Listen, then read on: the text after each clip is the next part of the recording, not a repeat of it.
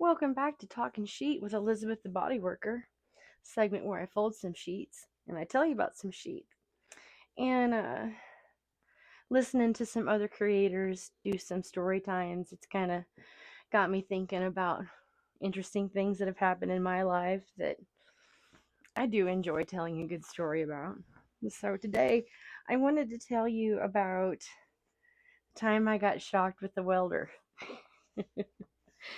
Oh gosh, I don't know how old I was. 11, 12. I wasn't in high school yet. My dad did portable welding and machine shop work, and we lived down in Branson. And Branson was really booming at that time, and all kind of businesses, theaters were being built, all this stuff. And they were building a new highway through an area, and there was some people that went to our church that had a house on this property that they wanted to build the highway through. And so uh, they didn't want this house to get damaged. It was a beautiful, nice, beautiful house. And so turns out there was another family in our church, and he had all kind of construction type businesses and things. I don't really remember what all, but among other things, he moved houses, he moved buildings. And so they took this house apart and moved it on the backside of Branson to a different location. And that in itself is an impressive feat if you've not seen anything like that. Big old house on wheels just creeping down the road. And it takes a few days to get just a little ways. But anyway, they finally got it parked, situated, and the family was able to move into it and not too long after that. And now then comes the story.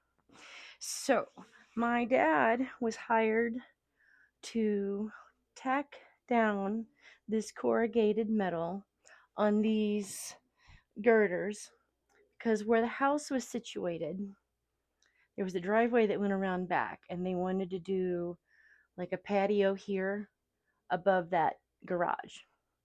So there we are, just one story up, but I'm afraid of heights. If I got to do something, I can do it, but uh, anyway, I'd rather not. And so everywhere on this job, my dad needed my help. He and I, both one man band. And so anyway, uh I didn't have a choice in the matter. I had to help my dad do this job. And I don't remember. It was like a couple of days of worth of work out there, I think. And back in those days, my dad didn't have the nicer welder that he had later in life. And so it required somebody to go over to the welder and put it from idle down into what my dad called business mode. So the amperage would be enough for the weld. And so, anyway, it was the last day we were on this job, and we were out near the edge of the structure. And like I said, it was only one story up, but still, afraid of heights. So everywhere I went on this job, it was on my hands and knees. And my dad didn't like that, but it's what it was, and he accepted it. And so there we were, the very last day, the very last bit of work, and then it started to drizzle. Now, electricity and water don't mix. So here I am on my hands and knees next to my dad as he had just laid down the last tack weld. Now, this corrugated metal was so they could pour concrete on top of it and have a nice patio up there, in case I didn't mention it. But anyway, we're all kind of damp, and that welder was still in business mode. And Dad turned around to scan to see if he had missed anything.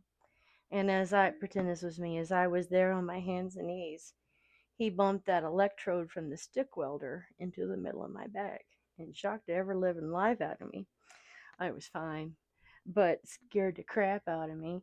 And I'll tell you what, that wasn't the last time I was shocked with a lot of current, but that was definitely the most electrifying time. Anyway, I'll tell you guys some other stories later on. Have a good afternoon. This has been Talkin Sheet with Elizabeth the Body Worker.